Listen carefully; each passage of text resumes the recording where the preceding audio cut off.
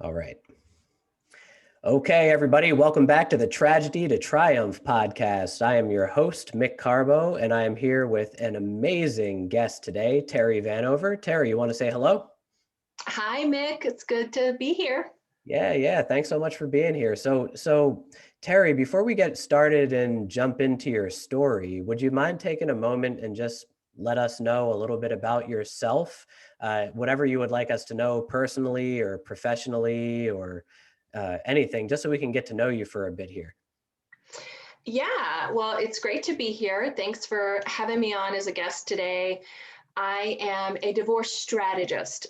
So, to begin with, you'll hear my accent. It'll come out if it hasn't already.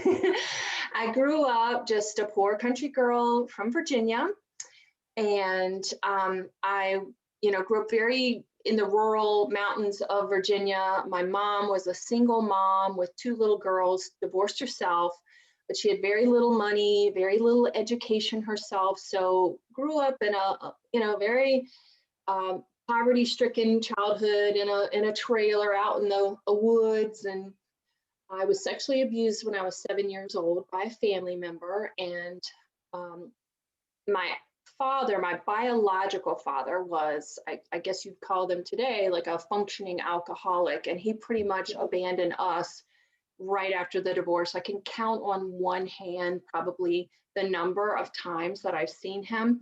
And the few times that I did see him were pretty negative and I don't want to say abusive, but not something that you say, saying things to children that maybe you shouldn't say. Sure. And so I felt really abandoned. I grew up with a lot of like shame and a sense of unworthiness, low self-esteem, and really just that I was not good enough. And it really manifested particularly in my marriage. You know, as these things do in our intimate personal relationships, all this low self-esteem, I was very insecure. I was a very controlling wife, I admit that. Very needy, never could get enough love, and sabotaged my own marriage actually through the abandonment. Um, Children of abandonment tend to either sabotage or cling very tightly to Yeah. relationships, and so I ended up pushing my husband away. And within a few short years of marriage, I found myself going through a divorce, and it was a horrendous divorce. 2.5 years, two attorneys, two failed mediations, and it just dragged on, dragged on. And also within a few short months, I lost my mom, was homeless, lost all my financial stability. And on top of it all, I was hit by a van while riding my bike and suffered all kinds of subsequent like health issues from that. But, at the time I was like a single mom and didn't have a home. It was just chaos. I mean, it was totally the darkest time of my life. And I came through that though. And there was one moment in particular, Mick, where we have that, come to Jesus moment where you just know like something's got to give, something's got to change. Sure. And for me, I was lonely both during the marriage and during this divorce. And I said, I've got to do something here. This is about me, And it was when I consciously surrendered to that loneliness and recognized I just really don't love myself. I really realized I felt really unworthy. I felt unlovable. And so I started to learn how to love myself. I gathered the tools. I became a coach. I went from being a teacher to becoming a coach and gathering all the tools and strategies that I needed to heal from not only, a devastating divorce, but unhappy childhood. And now I am remarried to a fantastic, generous, loving New York Italian. So people really make fun of the two of us. His New York accent and my Southern accent. And I live in Chicago, so people are like, "Where the hell are you two from?" Yeah. And we expanded our family. We have 5 children between us, Wow. and I'm, blessed that my ex-husband and I put a put apart all that animosity, all that, contentiousness from the divorce, and we're friends. He was just here picking up the kids, and his wife is my best friend.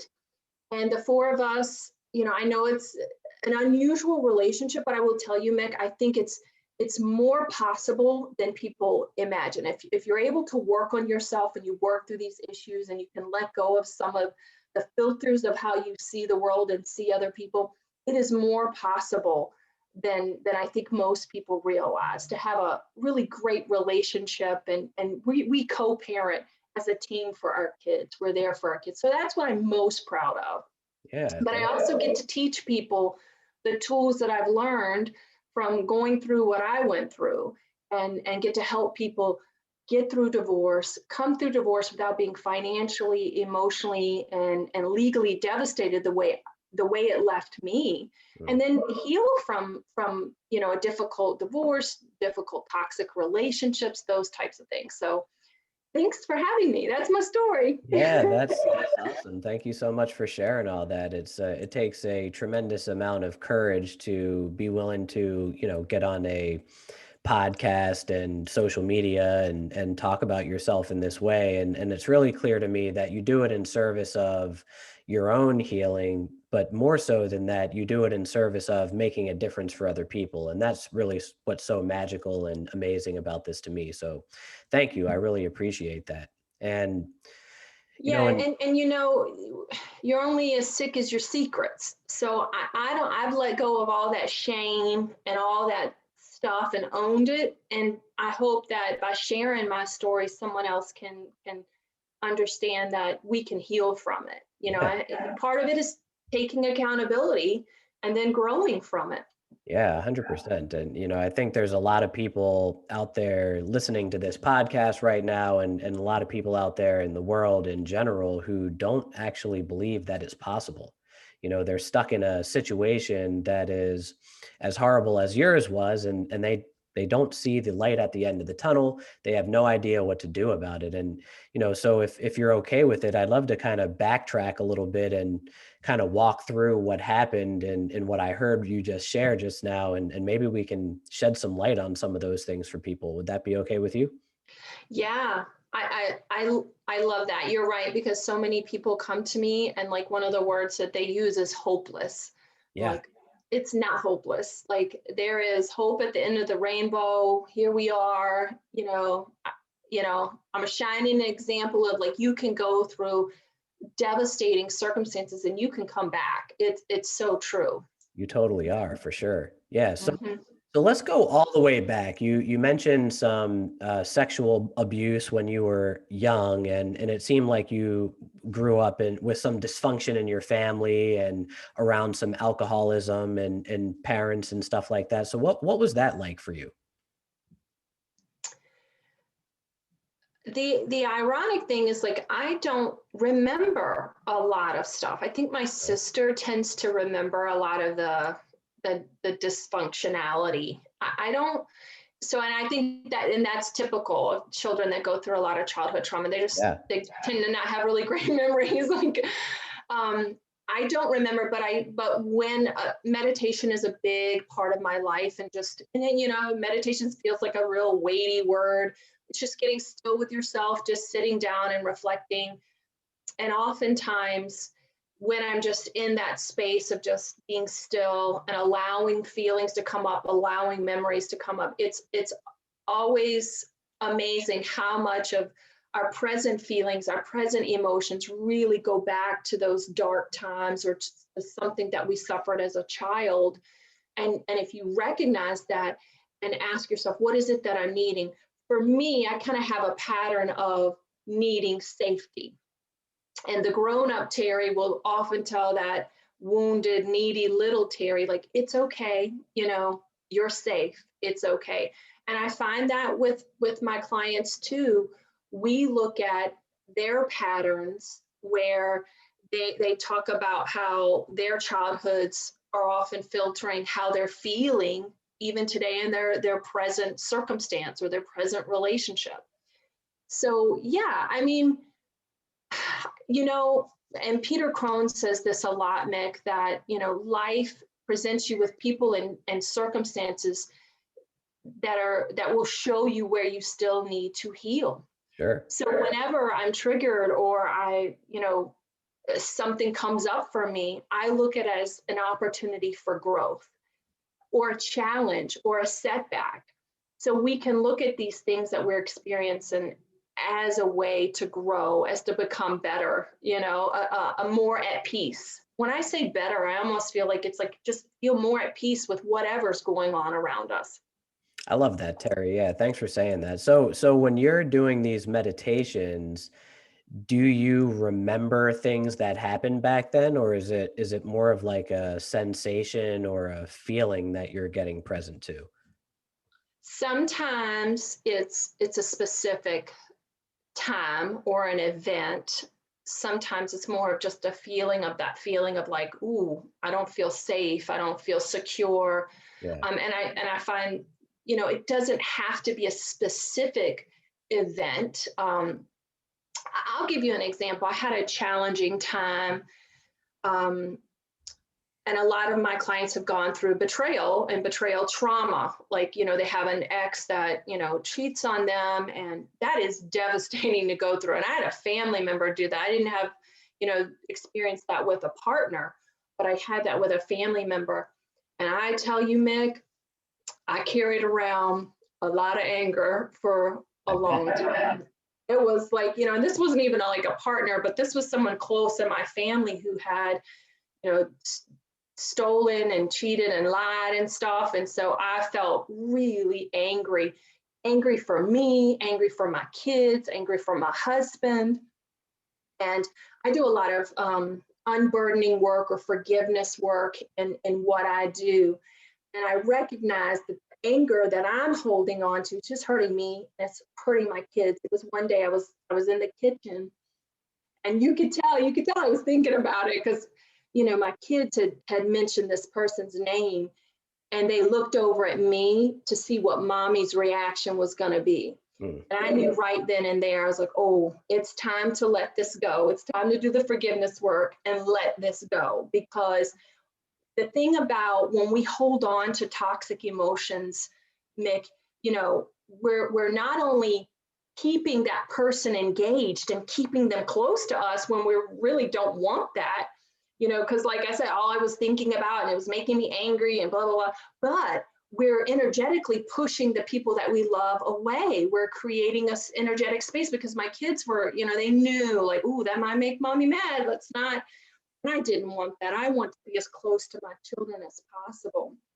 And so what I did, before I did the specific forgiveness exercise that I do on this kind of stuff, I just sat down with myself and just got still with the feelings of what's going on. Like, why am I so angry? And I know for a lot of men, right, anger is just a surface emotion. Yeah.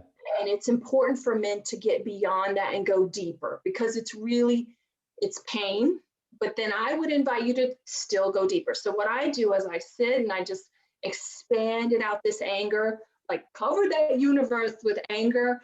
And what I recognized was there was some hurt. And I was like, okay, I recognized that hurt because I had really loved this person and had given a lot of myself to this person. So it was normal that I felt hurt and maybe I cared for this person more than I even recognized. And beneath that, this was like an aha moment for me.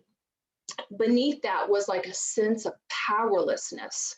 Mm. And I was like, whoa, powerlessness. That's powerful to kind of recognize that. And I was like, oh, well, where did this sense of powerlessness first originate? And you know what? It was when I was being molested, laying on that bed by that family member. And I recognized I felt really powerless and really helpless.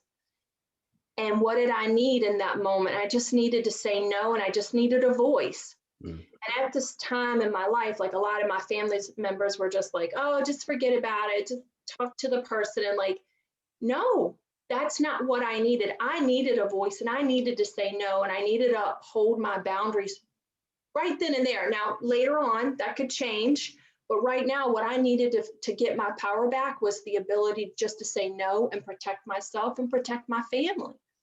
So that's what I mean by meditation. It doesn't have to be this Zen, sit in a dark room for 2 hours, but sometimes it's just, I call it consciously surrendering to the feelings, because so many of us, especially in this time, Mick, we are so inundated with social media. It's hard to just sit and be quiet with how we feel.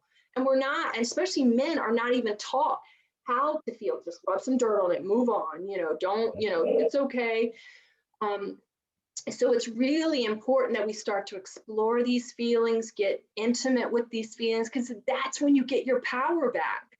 Now this doesn't have control over me. Now I'm not raging mom for no reason. I'm like, oh, I've got my, I do have my power back. This person had a lot of control over me, and we don't want to give away our power. We want to take our power back. And the only way to do that is to really get intimate with your feelings and find out, what's the root of this? How can I get my power back? Thanks for all this, Terry. There's so much in what you just shared. I have several questions about it. Hopefully, you can Okay. answer them. The first one is, this is not something that comes intuitively to people, to go and actually spend time being with and feeling the feelings, right? Most of the time as human beings, we've developed a way to protect ourselves from those really deep-seated, painful emotions like you're talking about. So how did you learn this? Like, is there any science that you learn behind going deep into that to experience it? Because again, most people, and to your point, especially men, are Yeah. trying to avoid that stuff at all costs. Absolutely. Yeah, I've done a lot of abandonment training, a lot of studied with a lot of, I want to call them spiritual gurus. I don't consider myself a woo-woo person. I really don't. I feel like I'm like pretty southern and pretty grounded, and I'm just a simple country girl. But, I think we can use these tools to make ourselves better and feel more at peace. I think that's really the number one thing. We're all looking for peace and just acceptance of ourselves. So yeah, one of the gifts that I give my clients is a meditation app. I give them choices. I personally love Calm. They have that's one of my favorites, I would say, and they've actually started a whole new series within Calm, which I really love, with a new guy whose name is Jeff. I call him my boyfriend Jeff, because he and I wake up every morning, we meditate. But he's so grounded, and he's so, I just think he's just like, you feel like he's your best buddy or he's your best friend. And he's just, I like those meditations because they're very I think anyone could really, it doesn't have to be this big woo woo thing. I think it's just really, it just makes it relatable. So I love Calm. I love Headspace. That's another one where they make meditation very friendly. My kids love the Headspace too, because they have little cartoons that just make it manageable. People really overthink this and think it's something very woo woo, but it's really just getting in touch with our feelings and becoming aware. And the awareness is where the healing is. If I hadn't become aware of like how much self-loathing I was carrying, I would just continue to destroy relationships and marriages. And that's what I see so many people do, because once you've had one divorce, the chance of you having another divorce if children are involved is 70%. Wow. Yeah, it doesn't surprise me because I'm remarried, and I would rather make be run over by that van again, to be honest with you, than become a stepmom again. That was I thought, the van was like, yeah, that's fine. I'll just do all that, because it's just so, it is just so much, so many personalities, so many emotions, and as a stepmom, I had to know what my role is, and my husband had to become a stepfather and understand what his role is. And so it's a balance. And listen, we have the greatest relationship, so I can't imagine if you've got high conflict exes and things like that. So you have to bring your best into it. So that's why I love what I do, because I help men become like a better version of themselves so they can go in, because I'm really passionate about impacting that second divorce rate. Yeah. Sometimes we can't help that first divorce, but I think like that should be your wake up call. Like, before I enter into a new relationship, I really need to figure this out. Like, dissect what went wrong. How can I bring a better version of myself into the world? Yeah. Yeah, totally. And you brought up another thing that I was thinking about asking you too is earlier you said that some of the things that you went through growing up and, with alcoholism and in your family and with the abuse that you were talking about and everything and how that impacted your relationship in your first marriage. Hmm. You sabotaged it, it sounds like. How Definitely. so tell me how those things connect. Okay, so I'll use my client example, for example, because he was in the restaurant business, and he came to me because he was separated yet again from his wife. Now, Okay. he had been separated several times. He didn't give me the official number, but I got that this was a pretty big cycle. And when we dug a little deeper, what we recognized that his relationship with, I believe that our intimate partnerships are really just us trying to heal our parental relationships. Mm. So he came from, when an alcoholic background. He had a father who was an alcoholic who would go off on benders for weeks. Mm. And so the mother would lavish him with the attention while the father was gone. And when the father would come back, the volatility, the conflict, the negativity all came back. And then he was, emotionally, the way he described it, though, physically, even he would leave the house for a long, how he's young man trying to get away from a high conflict home. Sure. And that was a cycle. And I go, lo and behold, that's the same relationship he had with his now it's his ex-wife, but at the time they were separated, and she would do exactly the same thing. She'd separate from him, go off and like go live with boyfriends, and then come back, and he would take her back. And this was like a repeated pattern. And so, it was a really just a manifestation of his childhood, because it was a dysfunctional relationship where she'd Mm. love bomb him, give him all that attention, just like his mom did. So he craved that attention.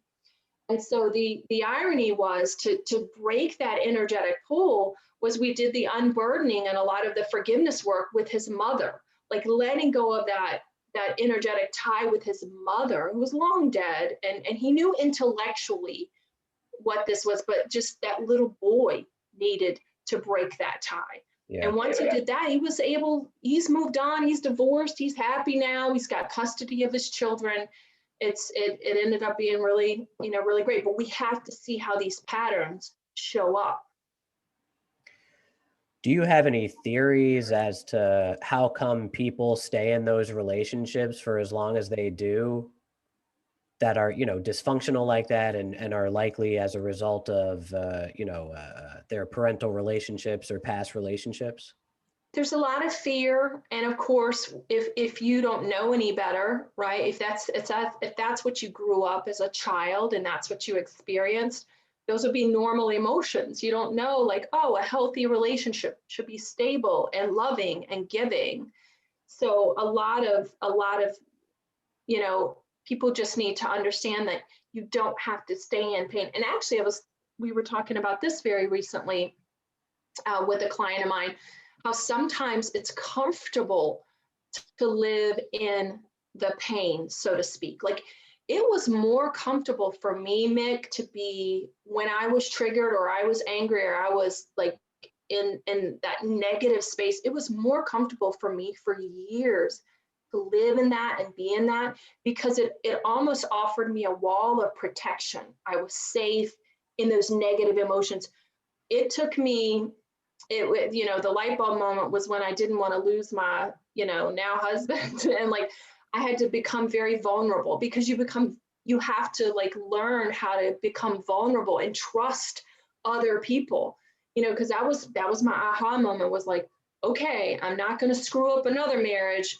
I'm going to have to become vulnerable and shift my patterns and trust that this will work out. And it's hard for children of trauma to trust and to come out of that and feel vulnerable again. Again, it goes back to that. You are safe, you are okay. It's just a matter of like internalizing that. Because for so many people, I always say you can't heal internal problems with external solutions. And that's what so many people do. They're trying to use other people to make themselves feel good about themselves, or they're using relationships to inflate their sense of worthlessness, all those things.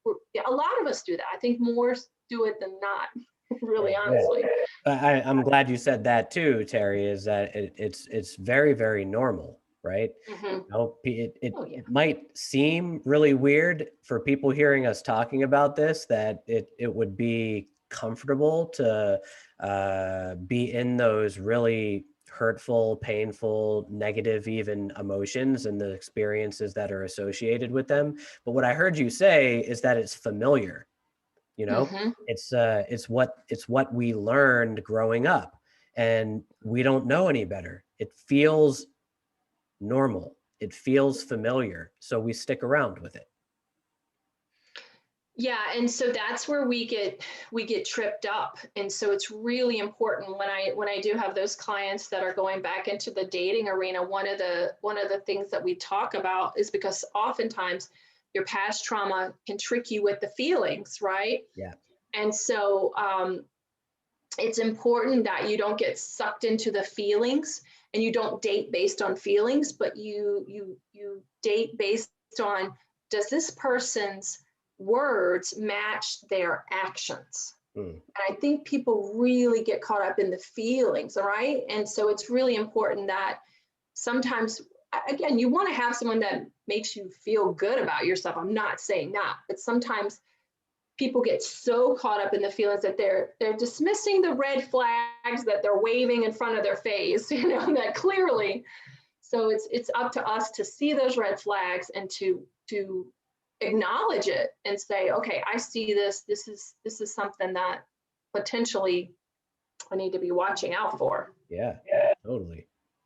So do you find, I know you work with a lot of people going through divorce. Do you find that is there like a spectrum of how many people have experienced some sort of traumatic experience in life that impacts their relationship and ultimately ends in the divorce? Is it everybody that has that trauma, or is there a range?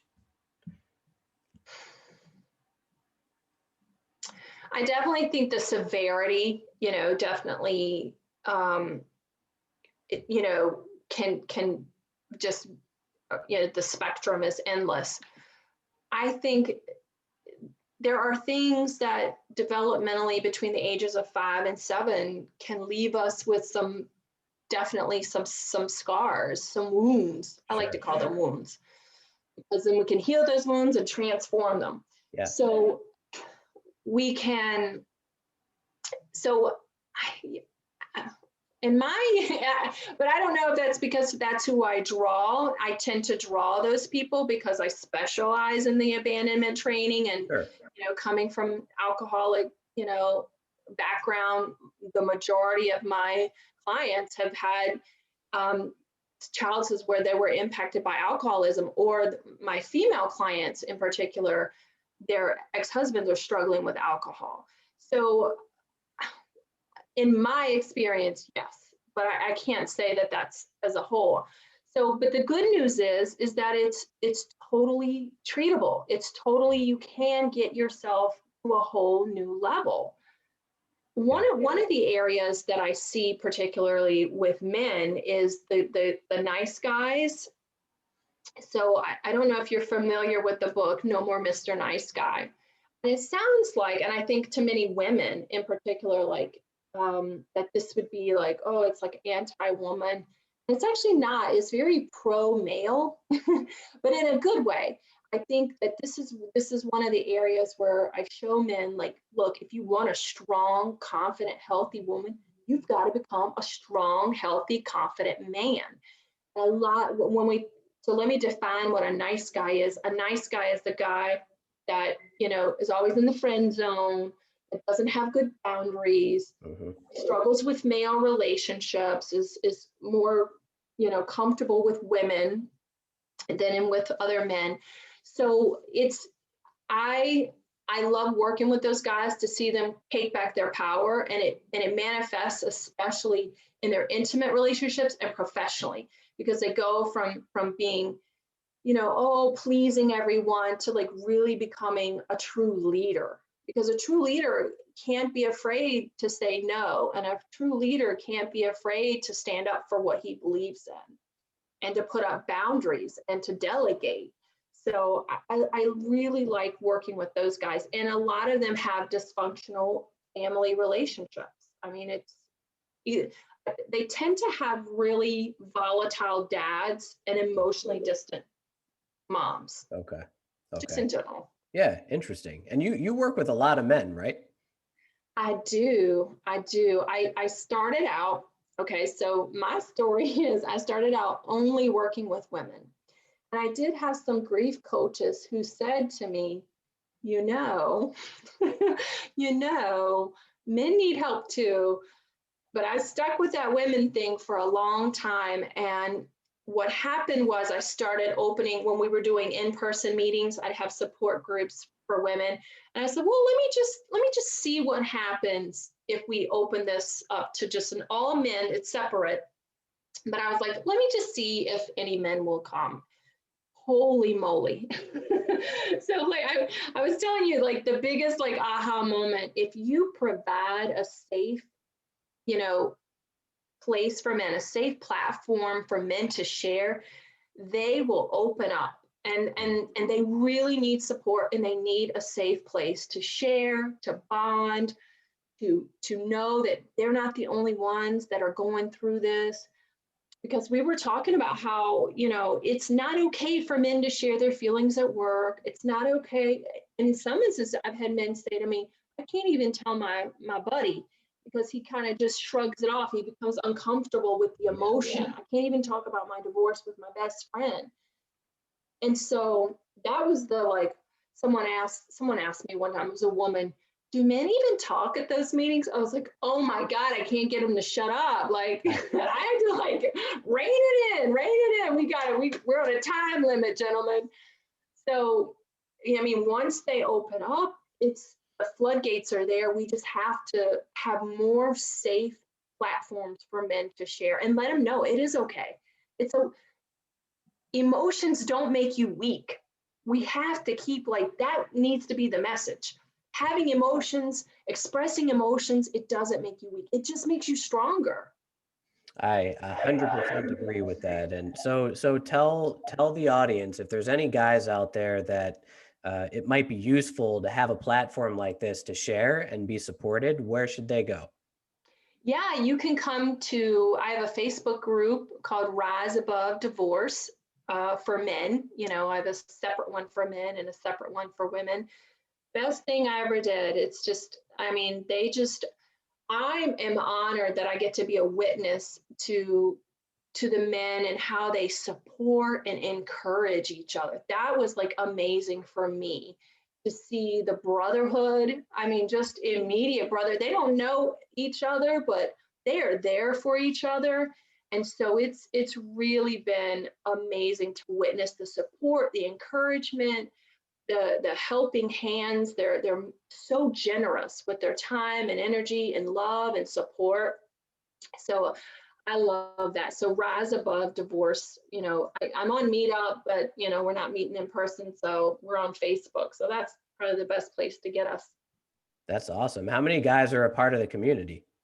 2,000 right now, Oh, wow. but it That's amazing, Terry. That's great. but it grows a lot. Like it's been since COVID, it Mm. like went through the roof. So Yeah, this and I will say this, Mick, we don't let any Joe Schmo in. We're very, we'd rather have quality over quantity. Okay. We're there to support and encourage, and it's about uplifting each other. We're not there to woman bash and to, denigrate each other. We're there to uplift and to be a support for one another. Yeah. So, That's really awesome, Terry. And it's such a great time for it too, right? During this pandemic, I know that there's been a increase of domestic violence. There's been an increase of suicide. There's been an increase of divorces and relationship issues. So I really appreciate you offering a really powerful resource for especially men and of course for women too. So thanks for that. absolutely, and I would encourage anyone to reach out, if not my groups, any groups where you can get support, because you are not alone. I think that's like what we were talking about before. You might be feeling hopeless. It's not hopeless. So come and see other people who've been through it, who've come out the other side, and will help you get through it. Yeah, it's absolutely get the support, reach out.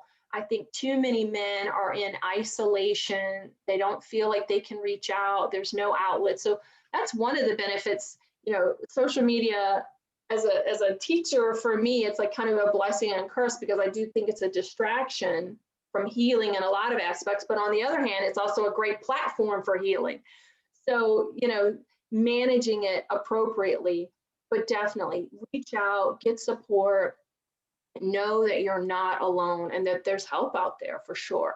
I think that so many people don't really recognize too how devastating divorce is. I mean, divorce not only impacts like your marriage. I mean, especially particularly for men, lose kids or lose time with their kids, Yeah. their home, uh, you know, financially, it's just devastating. So the levels of stress is compounded when you're going through divorce, because you've got the stress of the known and the stress of the unknowns, right? I don't know like where I'm going to be living in 6 months. I don't know what my finances are going to look like. I don't know if I'm going to see my kids again.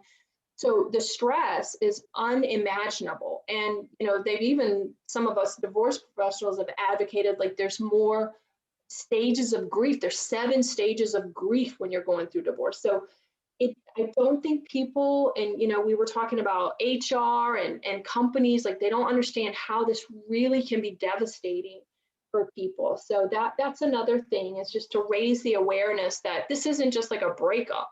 This is a life altering event, second only behind death. That's really great. It's really great for leaders and businesses to be aware of for their people, but also for the workers out there, right, that are dealing with this kind of stuff. Relationship problems and the possibility of separation or divorce. It is impacting your work, right? And Yes. when things Mhm. are impacting your work, that causes stress in multiple different areas. So I'm really glad that you brought that up, Terry. Thank you. And so many men's identity is wrapped around work. True So indeed. then, so they're losing their identity as a husband and as a father, and then they're struggling at work. So I mean, it's the amount of stress that so many men are under. I, you know, Again, if we can just have some more compassion and understanding, and so that's a big part of what I do, is educating people and bringing awareness. This is not just a like, oh, get over it kind of a thing. Like I think so many people. I mean, I got that. I remember going through my divorce. I think that's one thing that's different for women than for men. For women, they lose a lot of their friendships because there seems to be something taboo about the divorcee, Yeah. like she's going to steal your man or something, from the old 50s, 60s movies, right? And that still kind of is taboo for many women. They tend to lose most of their married female friends and their husbands. But for men, they just become more isolated. Mm, So we definitely need to spread the awareness and like this, talk about it openly. yeah. And when you were going through your divorce, I know that you had mentioned that it got pretty horrendous, right? Like you were sleeping in at a stranger's house because you didn't have anywhere to go. You were in financial distress. Mm. You were going through some stuff, right? Oh So yeah. what was the point when you knew that you had to go and get some outside help?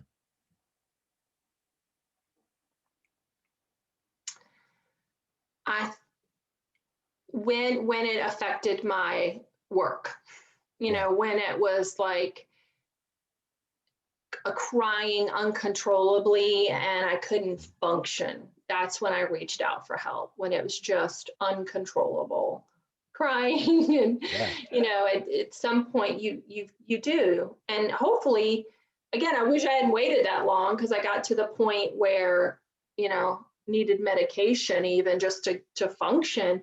And that's another thing I want to try to reach people before it gets to that level of despair, to like, hey, there's some holistic things that you can do. Here's some self-care activities. Here's some way of thinking in a way so that you're not in that negative mindset that's going to lead you down to depression and stuff like that. So yeah, so yeah. So hopefully it doesn't get to that point where you're like being threatened with termination because you can't function. Absolutely. Yeah, I appreciate that. Thank you. So when you went and sought out help, was it somebody that does the work that you do now? Was it somebody who does grief counseling and um, divorce strategy work like you do, or what led I you? did not even know what a divorce coach was. Yeah. I really didn't. I wouldn't have told, I'd be totally honest with you that. And so that's why I think it's very important that I try to spread the message Uh-huh. that there are people because I only specialize in, divorce in blended families, people that are impacted by divorce. And yes, I use therapy and a doctor, and, amazingly, it was a Jack Canfield book. I think that was life changing for me. Do you like Jack Canfield? Yeah. Yeah. Totally. I do. It was just like, oh, he had that success guide where I knew I needed to change my life. I was very unhappy. And so that Jack Canfield success guide was really amazing, because he gives you lots of tools in there to examine your life, take accountability for the mistakes you've made, learn from it, grow from it, develop a plan for your next chapter, all that good stuff. So there was no one like me. That's why I would like tell people, I've been there, I've done it, I understand how you feel, and here's what you need, because I've been in the trenches. I made the mistakes that everybody makes. And if you had told me then, Mick, that I'd be sitting there celebrating my ex-husband and buying him beer, and we'd be going out for birthday celebrations, and I would have looked at you like you had three heads. But I bet. I know, but it's totally possible. It's so much more possible than people think. And I'm not saying, listen, I'm not saying it's possible in every circumstance. I know in some circumstances it's healthier to have healthy boundaries and not have a relationship with an ex. I get that. I'm not saying that. But I think it's more possible than most people imagine, that you can be, you know, friendly, if not respectful, and just have a good co-parenting relationship. It's Yeah. totally possible. That's awesome. What other resources do you have to share with people? Yeah, I do workshops every month. One that is coming up in February is the healing abandonment issues, and then I think we're going to have to do letting go. I think men in particular have a harder time letting go than women. But I think what happens is, 75% of the time women file for divorce. So what I think really happens is that women have kind of done a lot of the work pre-divorce. They've done a lot of the emotional, like, grieving and going through the 7 stages of grief prior to filing, or a lot of it. So they're more ready to move on. And for men in particular, I think they kind of feel like, whoa, this came out of the blue. I didn't know it was this bad. I didn't kind of like recognize how bad it was.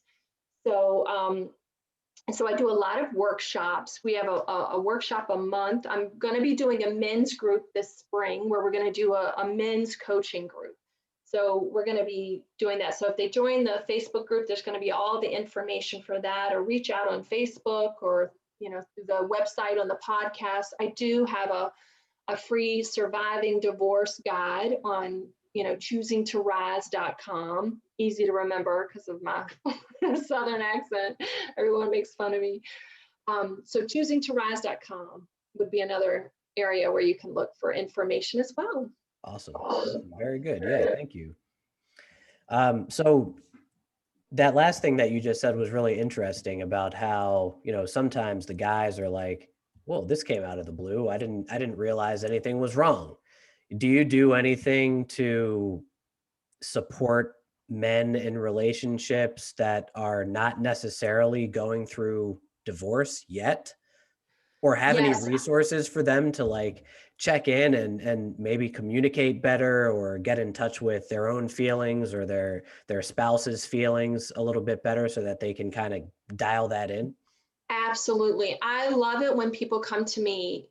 The sooner the better. I think, those of us that work in the relationship field, one of the mistakes that people make is they wait 6 years too long to get help when a relationship is struggling. By the time they reach out, the resentment, which is the number one relationship killer, Yeah. is so high, and the feelings are just so tight, you can't get past it. And the trust is devolved that people can't make it work.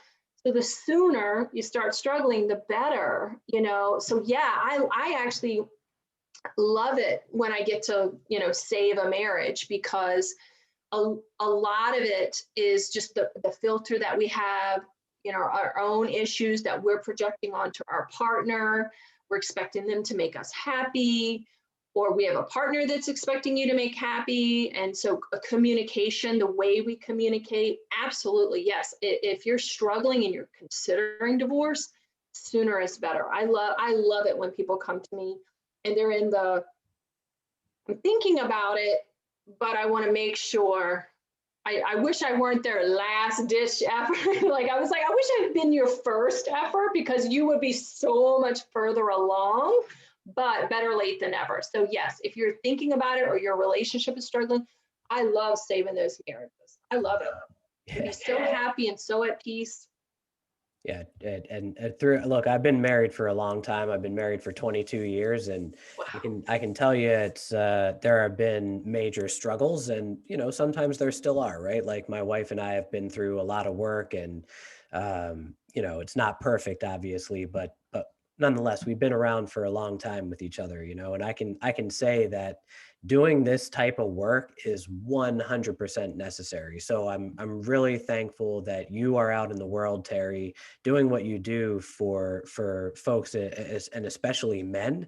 And I'm just pumped to be able to send a whole bunch of people your way so that they can get the help that they need.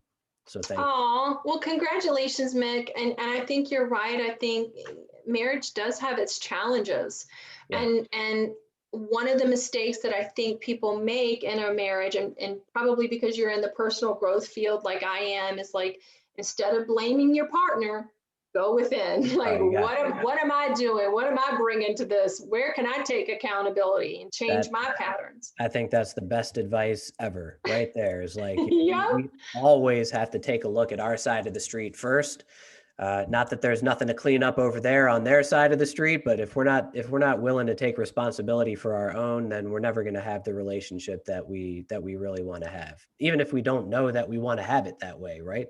At the end of the day, we everybody just wants to be happy, and these are kind of basic skills to be able to make that happen. So yeah, thanks for all of that. So in wrapping up here, Terry, if there was one nugget, one powerful thing that you would leave with the audience, what would that be? Gosh, I think really, Mick, what we just were talking about accepting responsibility for your own happiness, and understanding that life is going to bring you challenges and people that are going to help you to know where you need to grow and to heal. And by taking responsibility for your own happiness and not relying on outside circumstances, you can be at peace no matter what's going on around you. And like you said, reach out, get the support, work on yourself. And I think that's when people come to me and like, oh, how do I win my wife back? You know, the best way is like to work on yourself, become the best version of yourself. And she'll either recognize that and like, wow, be attracted to that, or, you know, you guys will move on and you'll be a better version of yourself and find a better, a more suitable partner.